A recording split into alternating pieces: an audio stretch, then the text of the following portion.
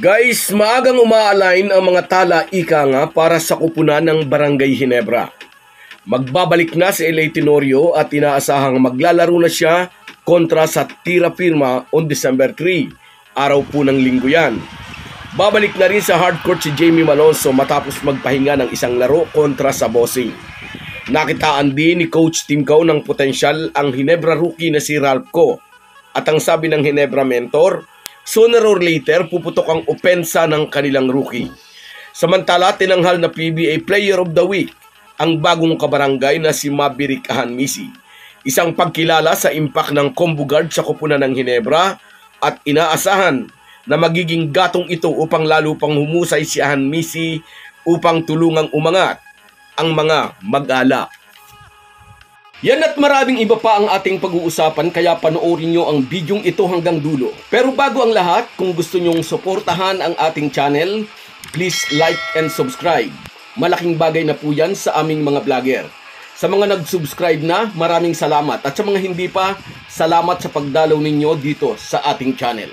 Mga ka-Republic, una po sa lahat, humihingi po tayo ulit ng paumanhin para sa ating boses. Ang totoo po ay hindi pa rin ako iniiwan ng ubo. 2 araw tayong hindi nakagawa ng content. Pero dahil nami-miss ko rin yung ganitong trabaho, heto nga po at pinipilit nating gumawa ng isang content. Good news ito mga ka-Republic. After ng almost 10 months ng kanyang malaking laban sa malubhang karamdaman, babalik na sa hardcourt ang Ginebra Court General na si L.A. Tenorio. Stage 3 colon cancer ang katunggali ng PBA Ironman at walang nag-akalang malalampasan ng 38 years old former Ateneo Blue Eagle. At sa linggo, December 3 po yan, maglalaro na ulit si L.A. Tenorio kontra sa Tira Firma G. Hindi pa man siya humahawak ng bola para sa larong ito, ay isa na agad malaking panalo ang i-display ni Teniente. Hindi lang sa mga fans ng Ginebra, kundi pati na rin sa mga tagahanga ng buong PBA. Ang kanyang panalo laban sa sakit na cancer. Kung hindi naman magkakaroon ng aberya, magbabalik na rin si Jamie Malonzo.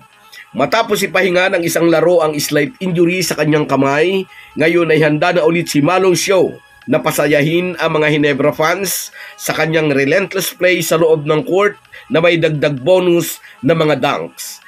Nasaktan ng isang wrist ni Jamie Malonzo nang mag-dunk siya pero nawala sa timing ang kanyang landing. Muntik pang masubsob sa hardwood ang kanyang muka at parang sa puntong ito niya nakuha ang injury sa isa niyang kamay. Slight injury lang naman iyon pero desisyon ng coaching staff na pagpahingahin siya ng isang laro para hindi na ma-aggravate ang pinsala.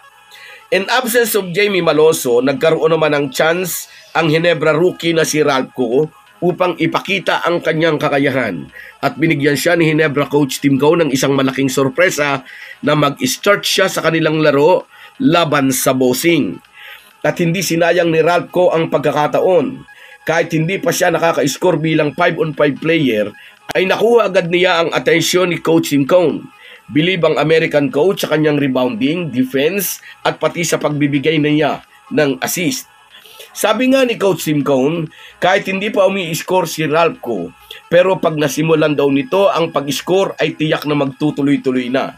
Lagi raw ito ang nananalo sa kanilang shooting drill. Kaya in the near future ay asahan natin na isa si Ralph Co sa magiging offensive weapon ng Barangay Ginebra. Siyempre, masaya naman ang 26-year-old rookie sa pagkakataong ibinibigay sa kanya ng Ginebra coach. Ginagrab lang daw niya ang every opportunity para masuklian ang tiwala ng American mentor. Samantala, hindi maitatanggi isa ngayon si Maverick Ahanmisi sa mainit na player ng Ginebra. At hindi rin maitatanggi isa siya sa mga dahilan kung bakit may 3 panalo na ang mga mag-aalak kontra sa nag-iisang talo. Nabigyan ng maagang parangal si Maverick Ahanmisi bilang Player of the Week dahil ito sa kanyang consistent na laro mula nang isuot niya ang Ginebra jersey.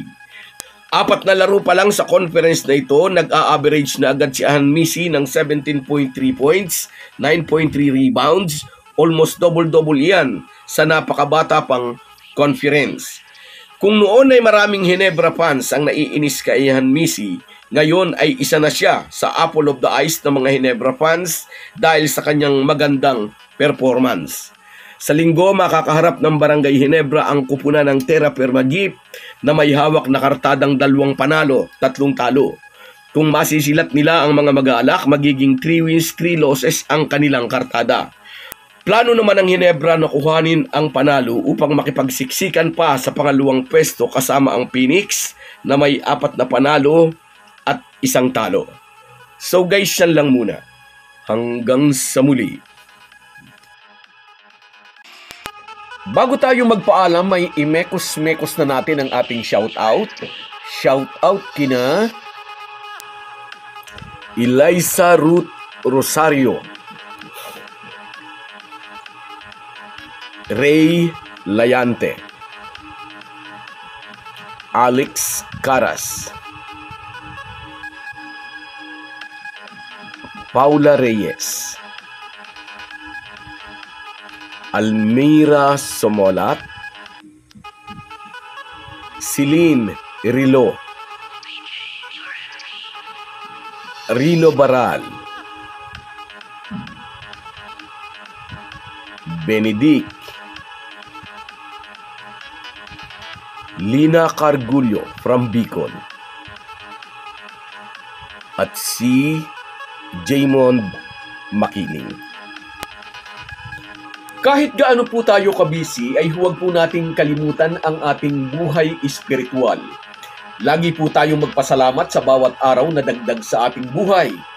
Malaki po ang maitutulong ng pananalangin araw-araw. Isang paalala po mula sa inyong Halo Halo Sports Republic.